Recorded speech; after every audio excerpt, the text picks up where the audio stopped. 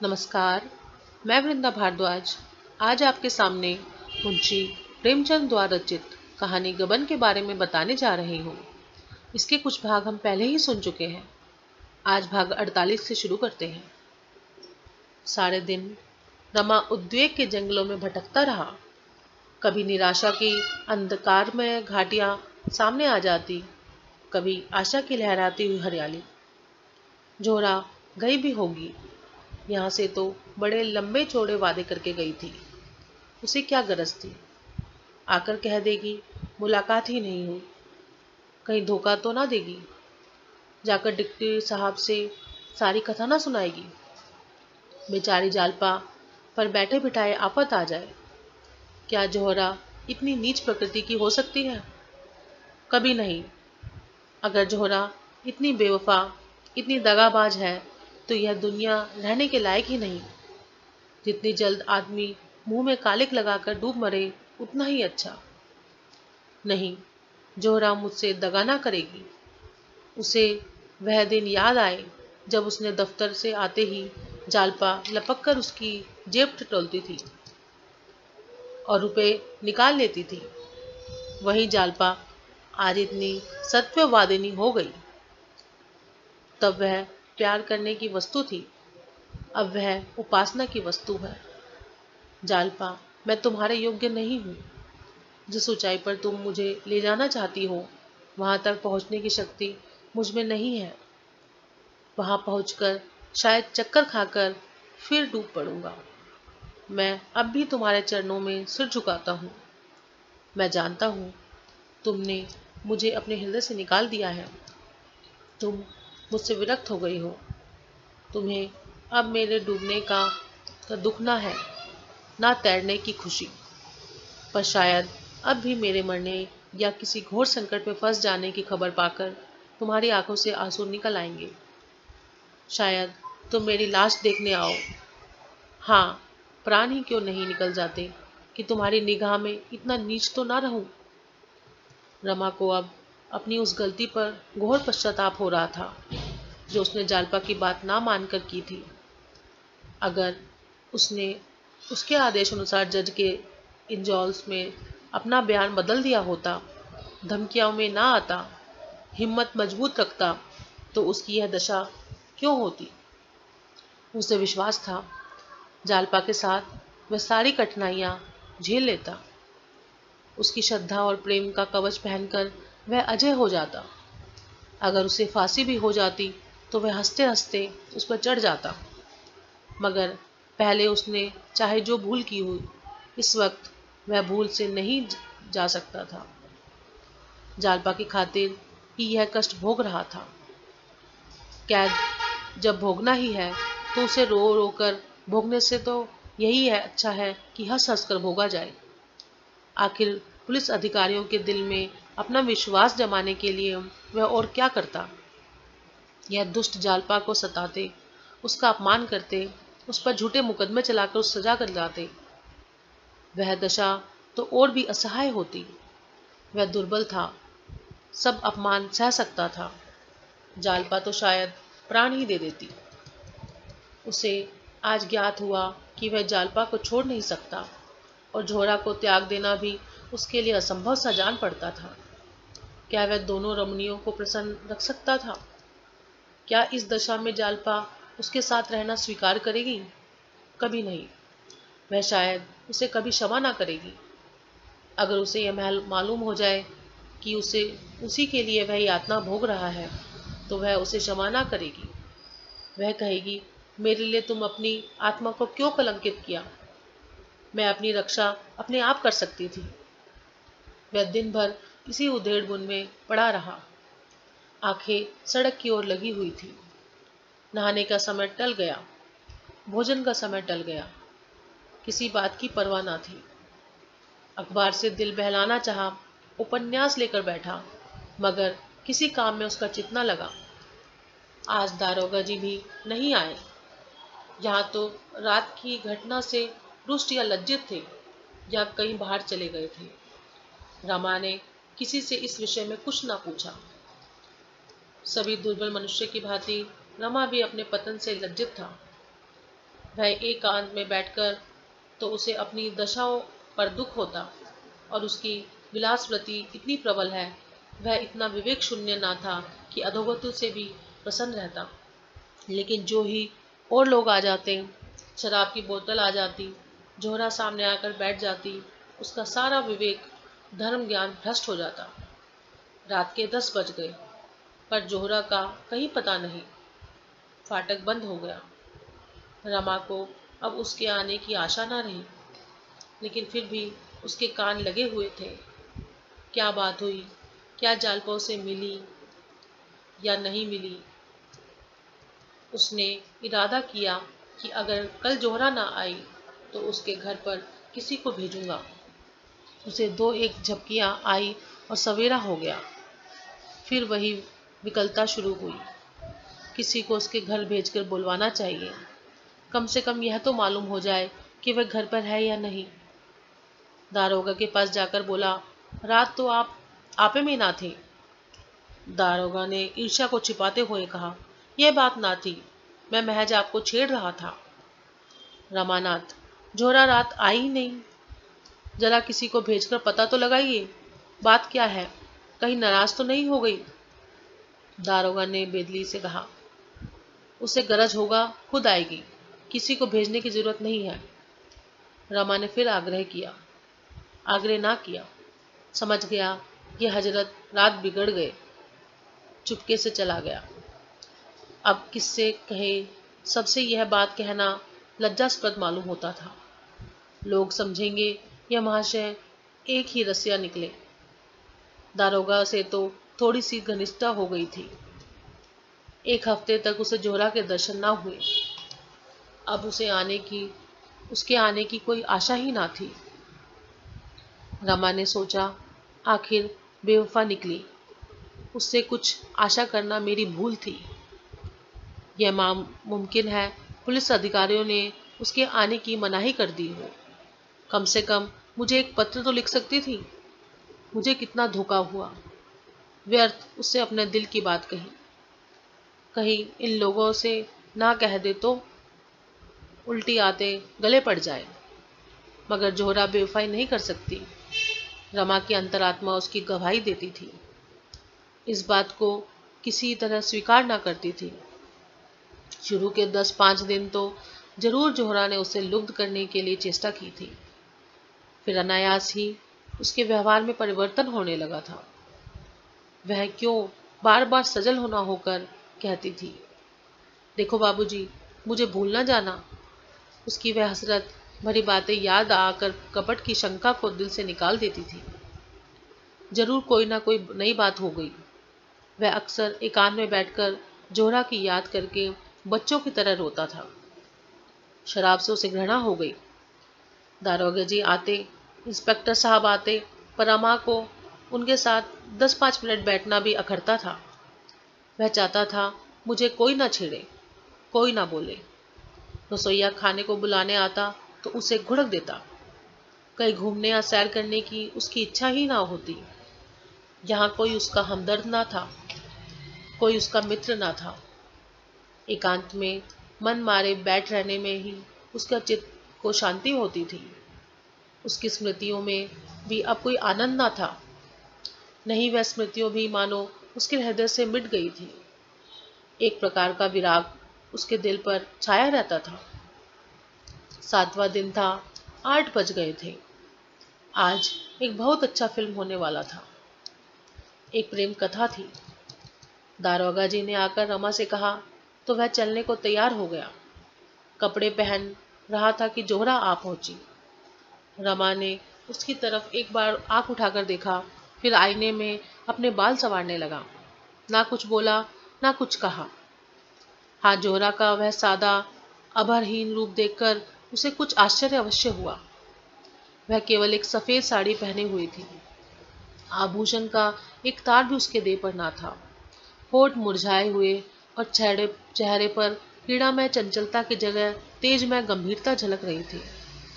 वह 1 मिनट खड़ी रही, तब रमा के पास जाकर बोली, क्या मुझसे नाराज हो, बेकसूर, बिना कुछ पूछे पूछे। रमा ने फिर भी कुछ जवाब ना दिया। जूते पहनने लगा। जोहरा ने उसका हाथ पकड़कर कहा, क्या यह खफगी इसलिए है कि मैं इतने दिनों से नहीं आई?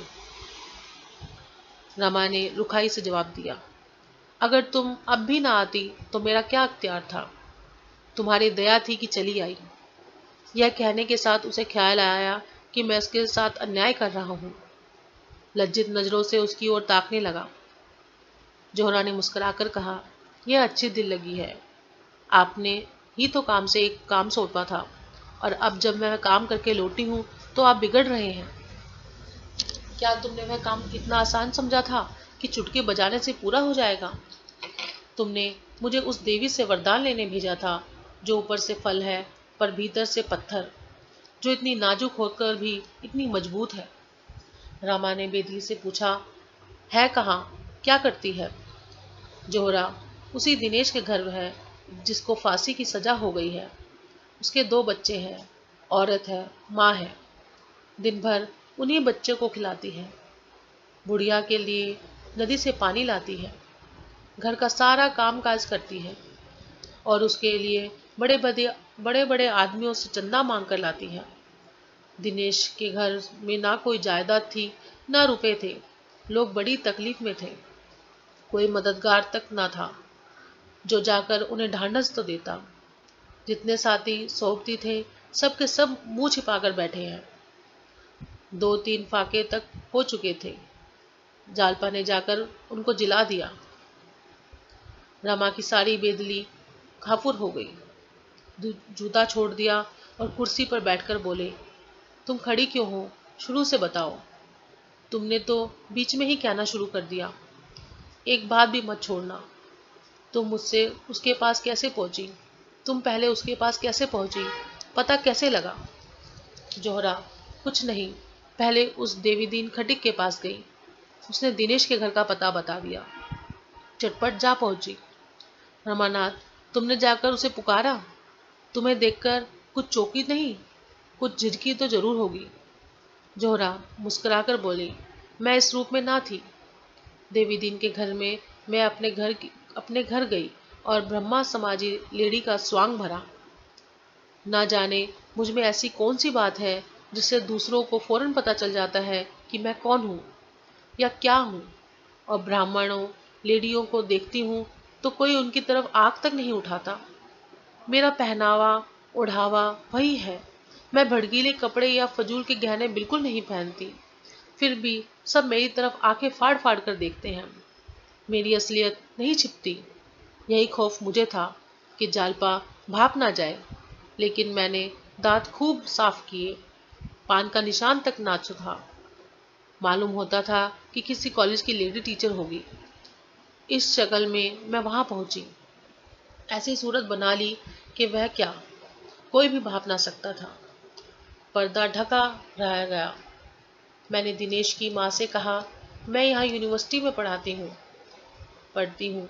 आपका घर मुंगेर बतलाया। बच्चों के लिए मिठाई ले गई। हमदर्द का पार्ट खेलने गई थी, और मेरा ख्याल है कि मैंने खूब खेला। दोनों औरतें बेचारी रोने लगी। मैं भी जब ना कर सकी। उससे कभी कभी मिलते रहने का वादा किया। जालपा इसी बीच में गंगा जल लिए पहुंची। मैंने दिनेश की माँ से बंगला में पूछा, क्या यह कहारिन है? उसने कहा, नहीं, यह भी तुम्हारी ही तरह हम लोगों के दुख में शरीक होने आ गई है। यहाँ इनका शोहर किसी दफ्तर में नौकर है, और तो कुछ मालूम नहीं। रोज सवेरे आ जाती है और बच्चों को खिलाने ले जाती है। मैं अपने हाथ से गंगा जल लाया करती थी, मुझे रोक दिया और खुद लाती है। हमें तो इन्होंने जीवन दान दिया है, कोई आगे पीछे ना था। बच्चे दाने दाने को तरसते थे। जब से यह आ गई है, हमें कोई कष्ट नहीं है। ना जाने किस शुभ कर्म के का वरदान हमें मिला है। उस घर के सामने ही एक छोटा सा पार्क है। मोहल्ले भर के बच्चे वहीं खेला करते हैं। शाम हो गई थी। जालपा देवी ने दोनों बच्चों के साथ लिया और पार्क की तरफ चली। मैं जो मिठाई ले गई थी, उसमें से बूढ़ी ने एक एक मिठाई दोनों बच्चों को दी। दोनों बच्चे कूद कूद कर नाचने लगे। बच्चों की इस खुशी पर मुझे रोना आ रहा था। दोनों मिठाई खाते हुए जालपा के साथ हो लिए। जब पार्क में दोनों बच्चे खेल रहे थे तब जालपा ने मेरी बातें होने लगी। रमा ने कुर्सी और करीब खींच ली और आगे झुककर बोला, तुमने किस तरह बातचीत शुरू की? जोहरा, कह तो रही हूँ। मैंने पूछा, जालपा देवी तुम कहाँ रहती हो? घर की दोनों औरतों से तुम्हारी बड़ाई सुनकर तुम्हारे ऊपर आशिक हो गई हूँ। रमानाथ, यही लफ्ज कहा था तुमने? जोहरा, हाँ, जरा मजाक करने की सूझी। मेरी तरफ तजुब से देखकर बोली, तुम तो बंगाली नहीं हो मालूम होती। इतनी साफ हिंदी कोई बंगाली नहीं बोलती। मैंने कहा, मैं मुंगेर की रहने वाली हूँ और वहाँ मुसलमानी औरतों के साथ बहुत मिलती जुलती रही हूँ। आपसे कभी कभी मिलने का जी चाहता है। आप कहाँ रहती हैं? कभी कभी 2 घड़ी के लिए चली आऊंगी। आपके साथ घड़ी भर बैठकर मैं भी आदमियत सीख जाऊंगी। जालपा ने शर्माकर कहा, तुम तो मुझे बनाने लगी। कहाँ तुम कॉलेज की पढ़ाने वाली, कहाँ मैं अनपढ़ गवार। तुमसे मिलकर मैं अलबत्ता आदमी बन जाऊंगी। जब जी चाहे यहीं चले आना, यही मेरा घर समझो। मैंने कहा, तुम्हारे स्वामी जी ने तुम्हें इतनी आज़ादी दे रखी है? बड़े अच्छे ख्यालों के आदमी होंगे। किस दफ्तर में नौकर है?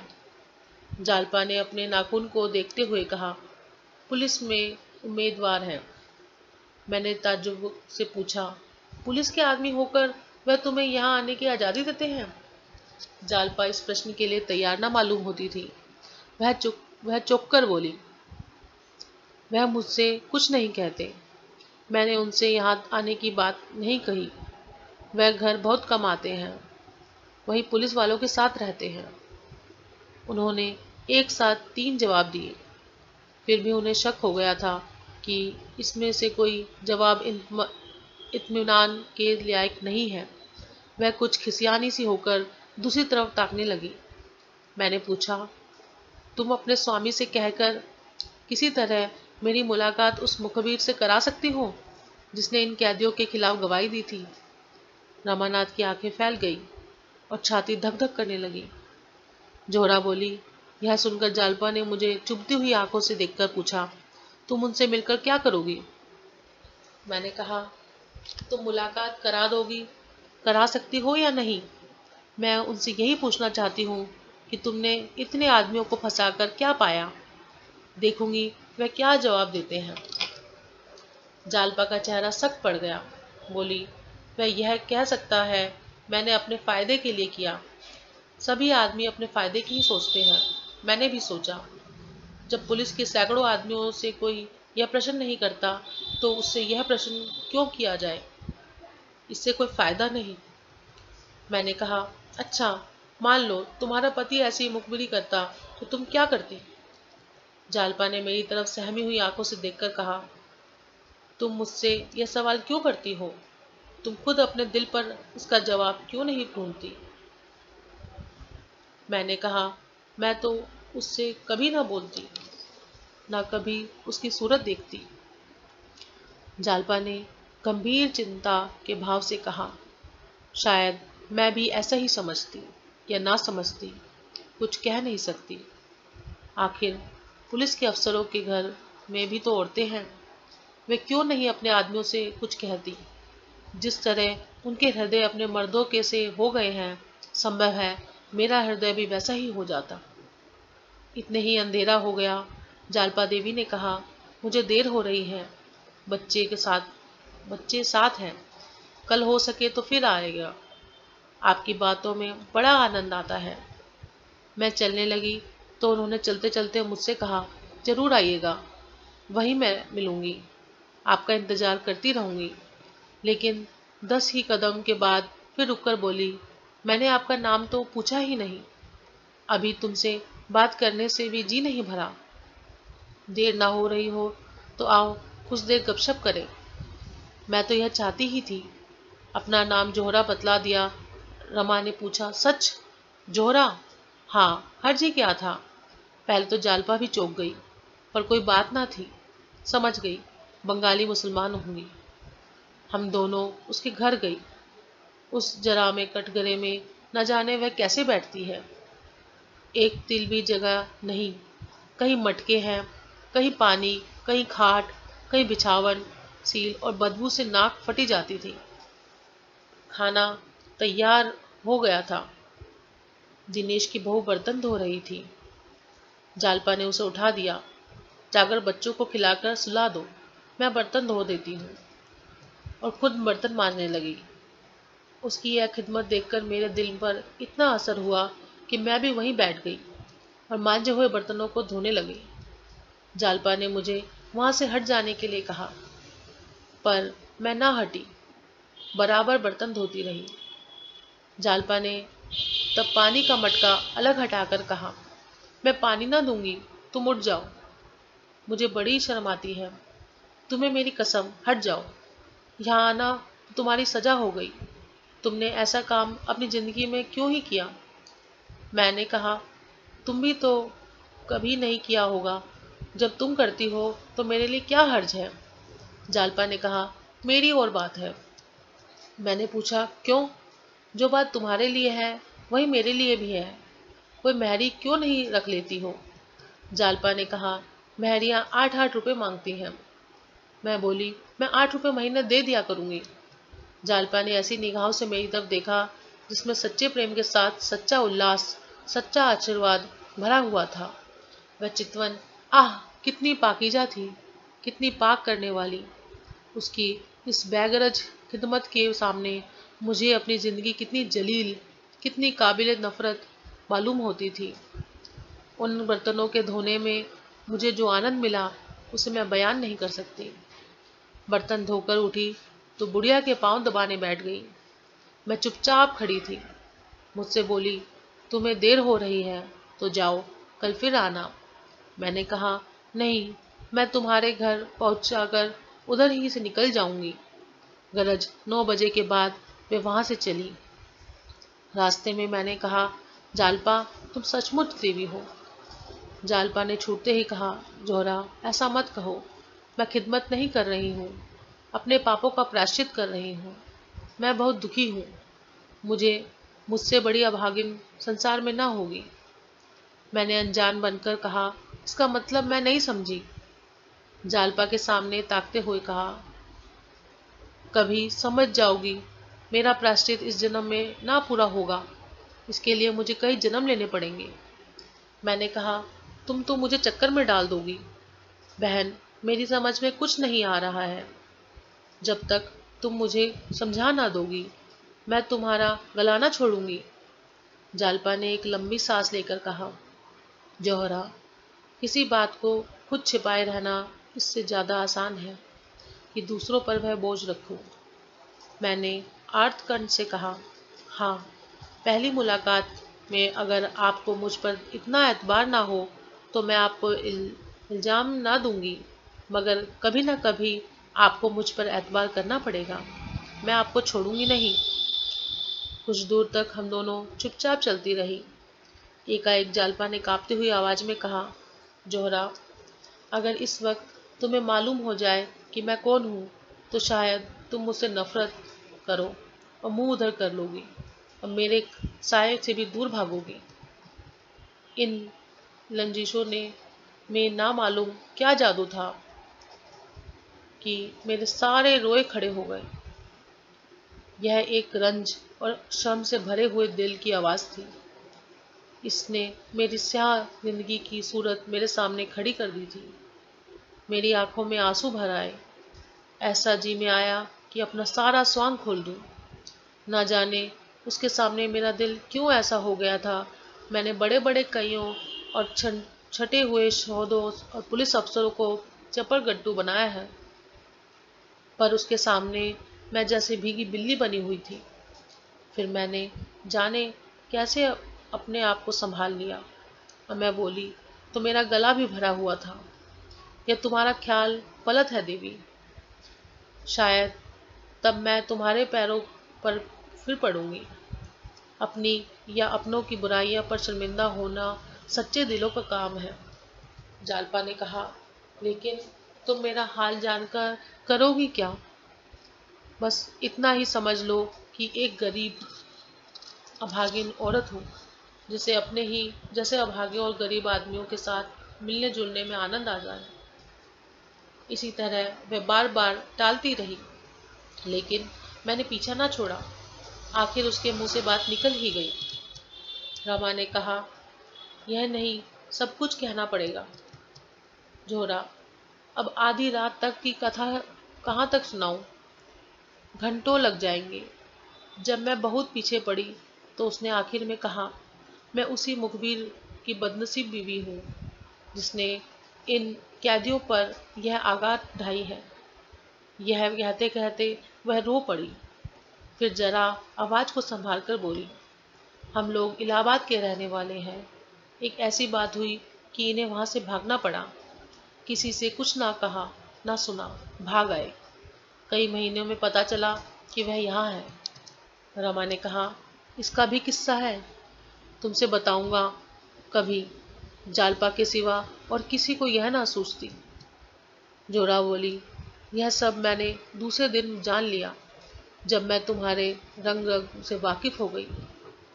जालपा मेरी सहेली है। शायद ही अपनी कोई बात उसने मुझसे छिपाई हो। कहने लगी जोहरा, मैं बड़ी मुसीबत में फंसी हुई हूँ। एक तरफ तो एक आदमी की जान और कई खानदानों की तबाही है, दूसरी तरफ अपनी तबाही है। मैं जो चाहूँ तो आज इन सबों की जान बचा सकती हूँ। मैं अदालत का एक ऐसा सबूत दे सकती हूँ कि फिर मुखबिर की शहादत की कोई हैसियत ही ना रह जाए, पर मुखबिर को सजा से नहीं बचा पाऊंगी। बहन, इस दुविधा में मैं पड़ी नरक का कष्ट झेल रही हूँ। ना यही होता कि इन लोगों को मरने दूं, और ना यही हो सकता है कि रमा को आग में झोंक दूं। यह कहकर वह रो पड़ी और बोली, बहन, मैं खुद मर जाऊंगी, पर उनका अनिष्ट मुझसे ना होगा। न्याय पर उन्हें भेंट नहीं कर सकती। अभी देखती हूँ क्या फैसला होता है। नहीं कह सकती हूँ उस वक्त मैं क्या कर बैठूं। शायद वही हाई कोर्ट में सारा किस्सा कह सुनाऊं। शायद उसी दिन जहर खाकर सो जाऊं। इतने में देवीदीन का घर आ गया। हम दोनों विदा हुई।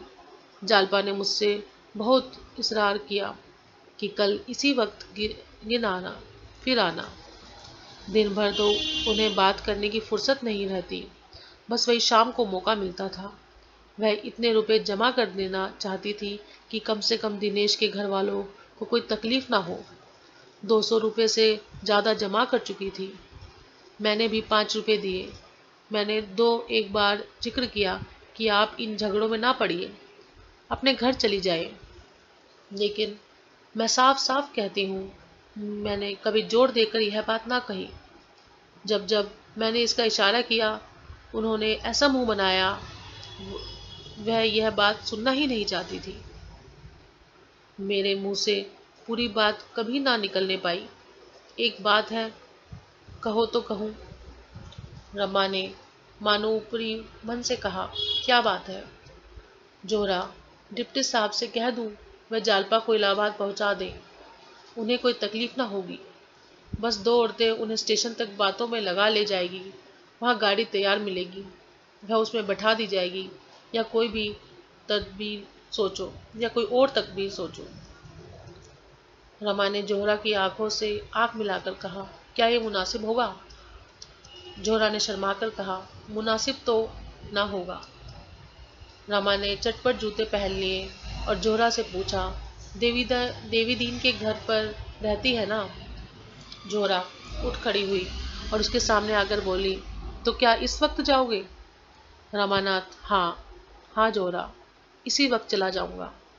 बस उससे 2 बात करके उस तरफ चला आऊंगा जहां मुझे अब से बहुत पहले चला जाना चाहिए था।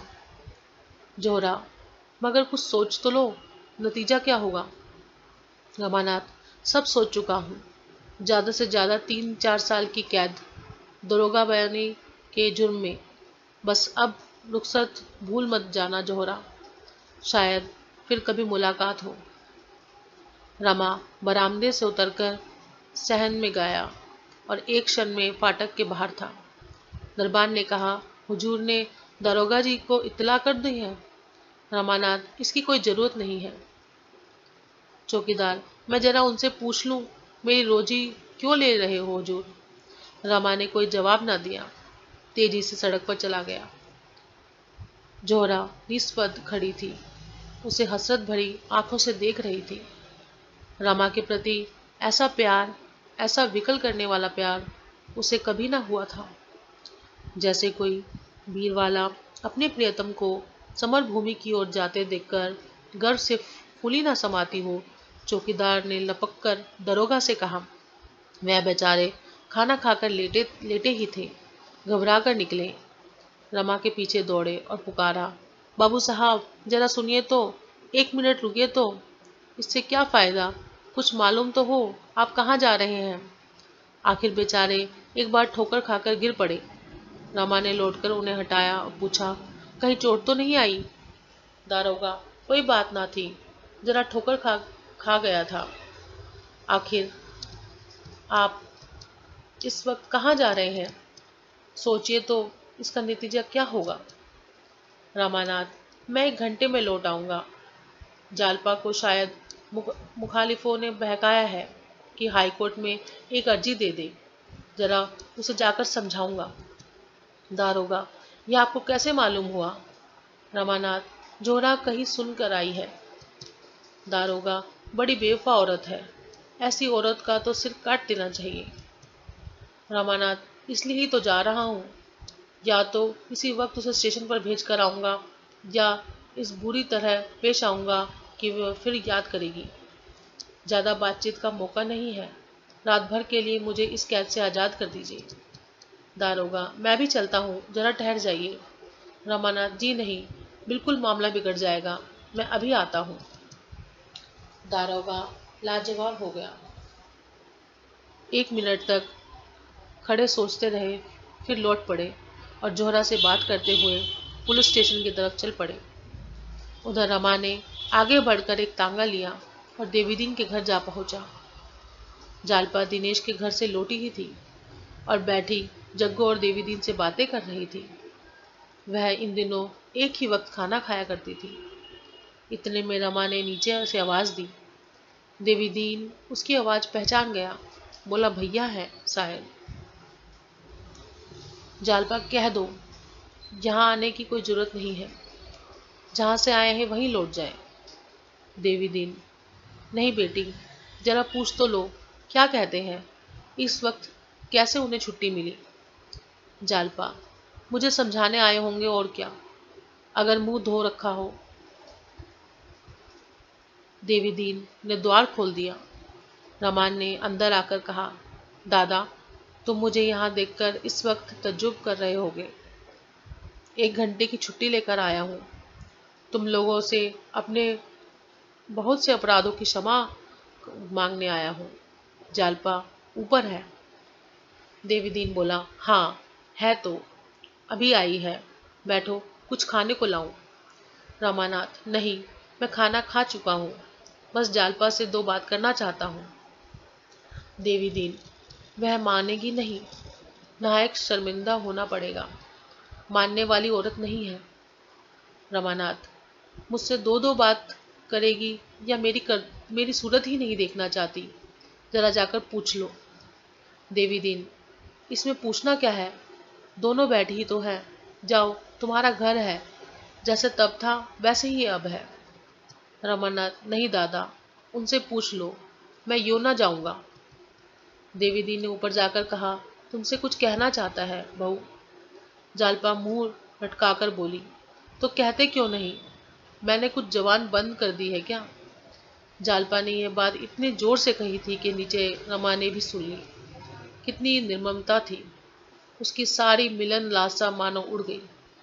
नीचे से ही खड़े खड़े बोला, वह अगर मुझसे नहीं बोलना चाहती तो कोई जबरदस्ती नहीं है।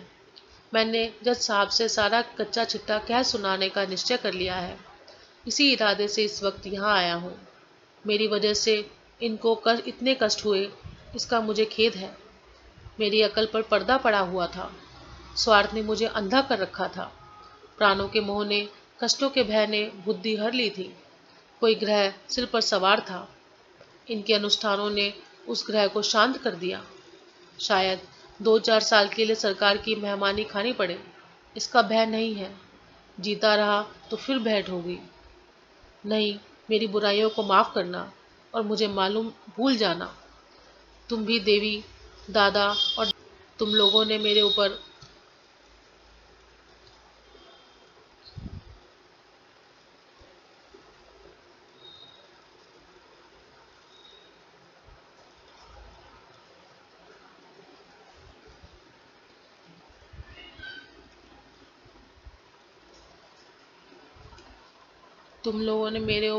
बहुत उपकार किए हैं।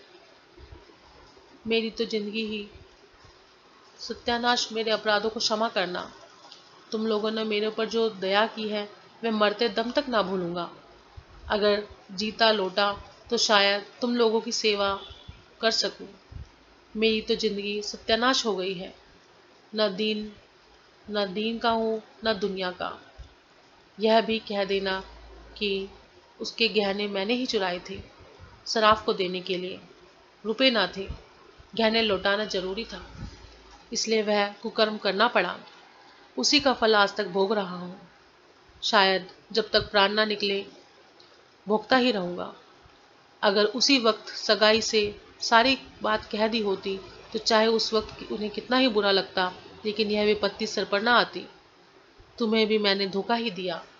दादा, मैं ब्राह्मण नहीं हूँ, कायस्थ हूँ। तुम जैसे देवता से मैंने कपट किया। ना जाने इसका क्या दंड मिलेगा। सब कुछ क्षमा करना, बस यही कहने आया था। रमा बरामदे के नीचे उतर पड़ा और तेजी से कदम उठाता हुआ चल दिया। रमा भी कोठे से उतरी, लेकिन नीचे आई तो रमा का पता न था। बरामदे के नीचे उतरकर देवीदीन से बोली, किधर गए दादा? देवीदीन ने कहा, मैंने कुछ नहीं देखा बहू। मेरी आंखें आंसू से भरी हुई थी। वह अब ना मिलेंगे, दौड़ते हुए गए हैं। जालपा कई मिनट तक सड़क पर निष्पद सी खड़ी रही। उन्हें कैसे रोक सकूं? इस वक्त वह कितने दुखी हैं, कितने निराश हैं। मेरे सर पर ना जाने क्या शैतान सवार था कि उन्हें बुला ही ना लिया। भविष्य का हाल कौन जानता है, ना जाने कब भेंट होगी। विवाहित जीवन के इन 2-2.5 सालों में कभी उनका हृदय अनुराग से इतना प्रकंपित न हुआ था। विलासिनी रूप में वह केवल प्रेम आवरण के दर्शन कर सकती थी। आज त्यागिनी बनकर उसने उसका असली रूप देखा था।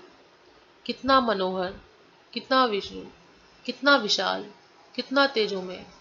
विलासिनी ने प्रमोदान की दीवारों को देखा था, वह उसी में खुश थी। त्यागिनी बनकर वह उस उद्यान के भीतर पहुंच गई थी। कितना रम्य दृश्य था, कितनी सुगंध, कितना वैचित्र्य, कितना विकास, कितनी सुगंध। इसकी रसमयता का देवत्व भरा हुआ था। प्रेम अपने उच्चतर स्थान पर पहुंचकर देवत्व में मिल गया था। जालपा को अब कोई शंका नहीं है। इस प्रेम को पाकर वह जन्म जन्मांतरों का सौभाग्यवती बनी रहेगी। इस प्रेम ने उसे वियोग, परिस्थिति और मृत्यु के भय से मुक्त कर दिया, उसे अभय प्रदान किया दिया। इस प्रेम के सामने अब सारा संसार और उसका अखंड वैभव तुच्छ है। इतने में जोहरा आ गई। जालपा को पटरी पर खड़े देखकर बोली, वहां कैसे खड़ी हो बहन? आज तो मैं ना आ सकी। चलो, आज तुम मुझसे बहुत सी बातें करनी है। दोनों ऊपर चली गई।